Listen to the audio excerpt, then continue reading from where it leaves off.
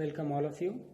So this will be a continued session on steam turbines. In the last class or this session we discussed about the importance of understanding the steam turbines and their contribution, and also the basics about the steam turbines, that is what are impulse turbines and what are reaction turbines, right? So we also understood the differences between those two, not the practical ones but the theoretical ones. So when we get into the practical, definitely there are lot more differences which are not in the scope of this subject, right?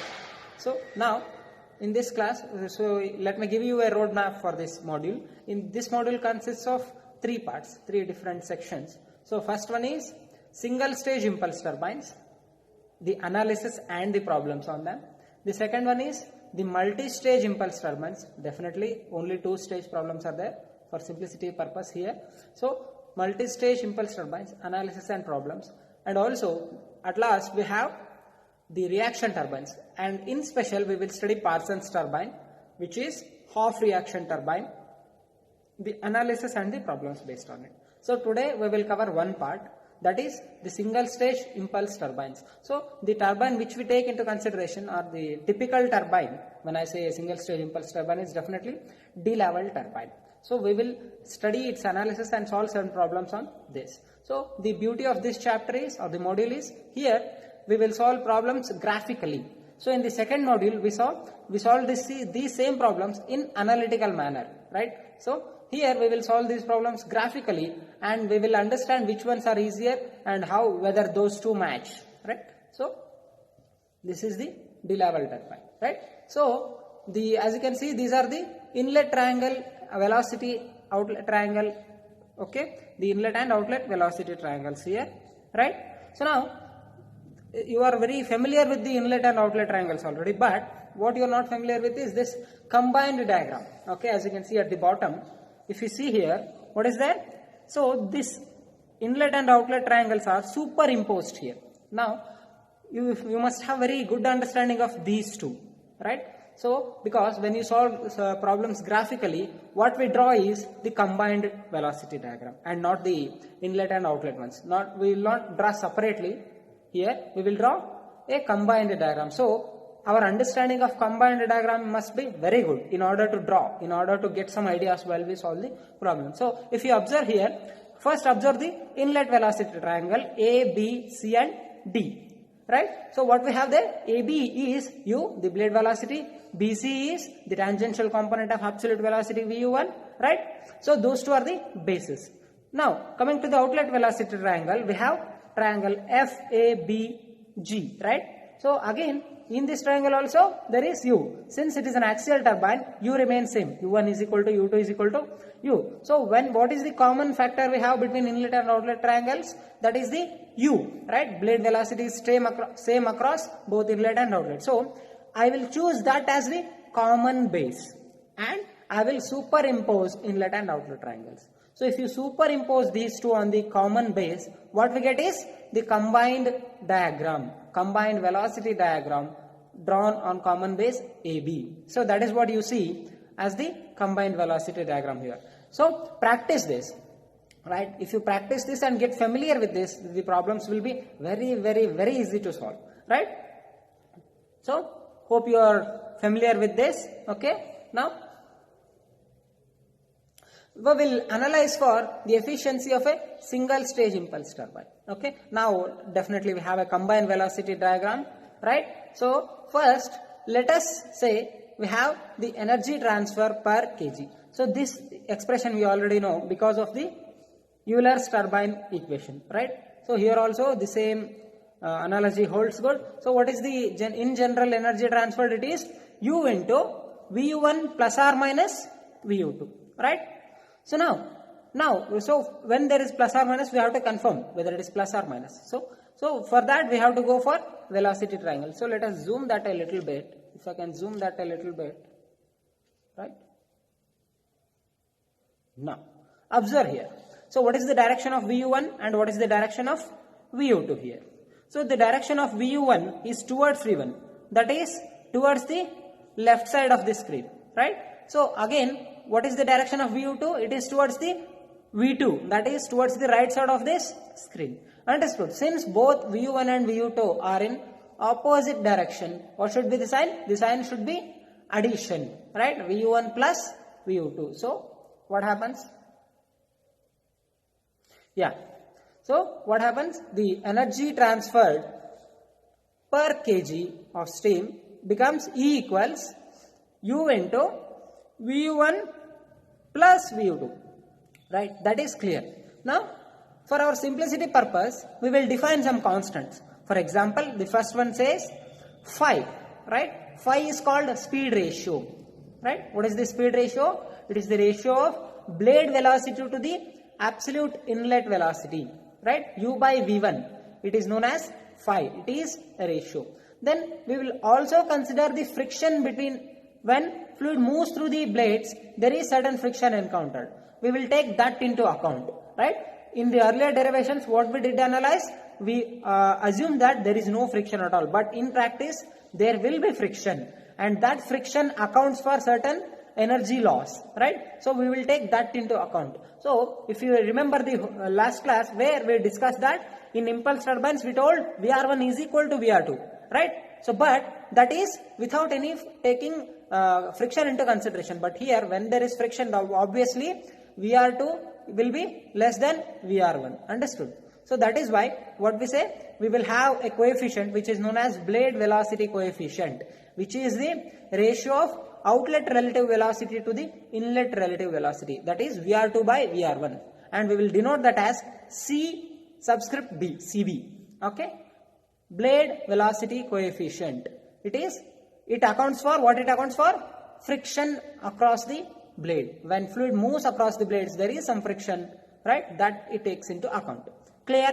So we will take CB and phi and move forward in this derivation. So now already what we have a energy transfer per kg of the steam. So now let us go into the velocity diagram and see what is VU1 here. Okay, what is VU1? Again, let me zoom that for you. Okay, AC is VU1, right? AC is VU1. What is VU1? It is VR1 cos beta 1 plus U, right? AC is BC plus AB. AB is already U. What about BC? It is VR1 cos beta 1. Can we write like that, right? So it is, what is that? VU1 is equal to VR1 cos beta 1 plus U. Clear? Now coming to the VU2. How can we write VU2? VU2 can be written as, it is VR2 cos beta 2 plus U, right? What is VR2 cos beta 2? VR2 cos beta 2 is VU2, this FA, right? This whole thing minus FB is VR2 cos beta 2. I'm sorry. Yeah, let me go back. Let me zoom again. Okay. Now, this ZB is VR2 at an angle beta 2. So, this VR2 cos beta 2 gives us the length FB, right? What is VU2? It is only FA. So, FB minus AB. So, VR2 cos beta 2 minus U gives us VU2. So, writing that,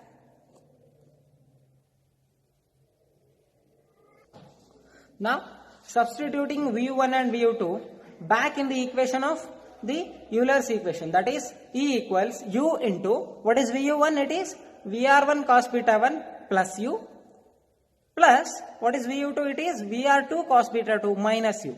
So what happens? Plus U minus U get cancelled. What we are left with? We will be left with energy transferred per kg E is equal to U into VR1 cos beta 1 plus VR2 cos beta 2, right? So let that be equation number 1. So now continue, and what I will do, I will take VR1 cos beta 1 outside as common. So what remains outside? U into VR1 cos beta 1, right? So what happens? Inside the bracket it becomes 1 plus VR2 cos beta 2 divided by VR1 cos beta 1, right? So that is how we take common. So let that be. Now let me define another constant K, which is the ratios of cosines of blade angles, right? The outlet blade angle to the inlet blade angle, right? So what is K here? It is cosine of the outlet blade angle beta 2 divided by cosine of the inlet blade angle beta 1. So cos beta 2 by cos beta 1 gives us the constant K. So now let me substitute back in that equation so that I can simplify. So what remains? E equals U into, now what is VR1 cos beta 1? I will simplify that. Okay. VR1 cos beta 1 is BC, right? So that BC I can write it as AC minus CB. Can you understand? That is VU1 minus U. So let me substitute that also. What I'll get? If you can see here, so U into, instead of VR1 cos beta 1, I have written VU1 minus U as per the triangle into 1 plus, what is VR2 by VR1? That is CB, the blade velocity coefficient, which we defined very early in this derivation, plus K, which is the ratio of cosines of blade angles, right? So it becomes E equals U into VU1 minus U into 1 plus CB into K. Now, so we will further modify this equation. So for example, say what is VU1? VU1 I can write according to the inlet velocity triangle. I shall write it as V1 cos alpha 1, right? This is the base. So, and also I will substitute U differently based on the ratio that I have. What is the ratio I have? I have a speed ratio, right? U by V1 is known as phi. So modifying that, I will write U is equal to phi into V1. So I will substitute these two back in the same equation. So that becomes E equals, instead of U I am writing phi into V1 into V1 cos alpha 1, which is VU1, minus U as phi into V1 into 1 plus CBK. Understood? Quite simple. Now upon simplification, what do I do to simplify? I will multiply or take phi V1 outside. So when I take phi V1 outside, what remains? Sorry, I'll take only V1 outside, not phi. So phi into V1 square into cos alpha 1 minus phi into 1 plus CBK. So this is the energy, right? The equation for energy transferred per kg, right? So now let me go to the diagram efficiency or the rotor efficiency. So what is rotor efficiency definition? It is the energy given by the rotor to the energy supplied. Energy supplied we already know, which is the kinetic energy at the inlet, V1 square by 2. Now I will substitute the energy transferred by the rotor for the equation we just derived. So 2 goes into the numerator. So what remains? 2 into phi into V1 square get cancelled on numerator and denominator. 2 into phi into cos alpha 1 minus phi into 1 plus CV into K. Understood? So I will multiply phi inside. So what remains? What is the equation for blade efficiency? It is 2 into phi cos alpha 1 minus phi square whole multiplied by 1 plus K into CB. Understood? So this is the equation for blade efficiency. Now what I will do further? I will assume now that the blades are equiangular, right?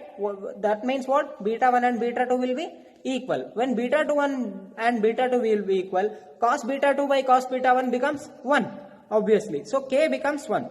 And also, I will also neglect the frictional losses, okay, as we did in the previous cases. When I neglect the friction, obviously VR1 and VR2 are equal, just like the ideal impulse turbine case. So CV also becomes 1. When 1 plus CVK becomes 1, so what happens? 1 plus K into CBK, 1 into 1, 1, right? 1 plus 1, 2. So the 2 in the numerator and the 2 in the denominator gets cancelled. So what remains here? As you can see from this equation, 1 plus CVK here becomes 2. So 2 into 2 becomes 4. Therefore, what happens? The blade efficiency, the maximum blade efficiency becomes 4 into phi cos alpha 1 minus phi square. Under what condition? Under the condition that the blades are equiangular and we do not take any friction into account. Understood? Now, we will also derive a condition for maximum blade efficiency, right? So the blade efficiency we just derived. So now, in what case this will be maximum, right? In the mathematical condition we all know, right? In all these days, the condition for maximum efficiency should be, the differential should be 0 with respect to the moving variable, the dependent variable. So the dependent variable here is definitely phi. So the blade efficiency's differential should be 0 with respect to phi, right? So d neta b divided by, d neta b to the differential of df phi should be equal to 0. So substituting, what it becomes? it becomes 2 into phi cos alpha 1 minus phi square into 1 plus CBK is differential with respect to phi. So wherever there is phi, you just differentiate. So phi cos alpha 1 becomes definitely cos alpha 1. Phi square, x square differential with respect to x is 2x. So minus 2 phi. So everything else is constant, it remains same. So the differential will be cos alpha 1 minus 2 phi equals to 0.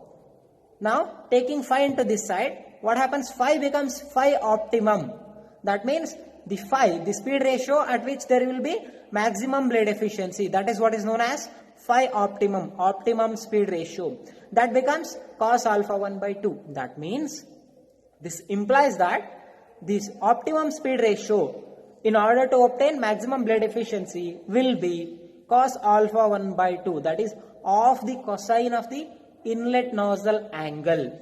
Understood? This is the condition that we derived for maximum blade efficiency. This is only the condition. Now, so we will substitute this condition in the equation to get the equation or the expression for maximum blade efficiency. Now, what is the condition? It is instead of phi, wherever there is phi, I will substitute phi optimum, that is cos alpha 1 by 2 in the blade efficiency equation. That is, we already know blade efficiency is 2 into phi cos alpha 1 minus phi square into 1 plus CBK. So wherever there is phi, substitute phi optimum.